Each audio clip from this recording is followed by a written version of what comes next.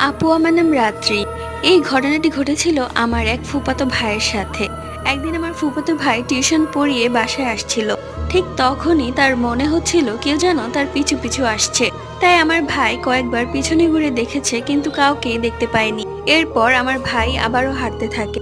তাদের বাড়ি আসতে হলে একটি বড় বড়ই গাছ পড়ে। আমার ভাই সেই বড়ই গাছটাকে যখন ফেলে আসছিল, ঠিক তখনই ভাইয়ের মনে হচ্ছিল কেউ যেন সেই বড়ই গাছে বসে আছে এবং আমার ভাইকে ডাকছে।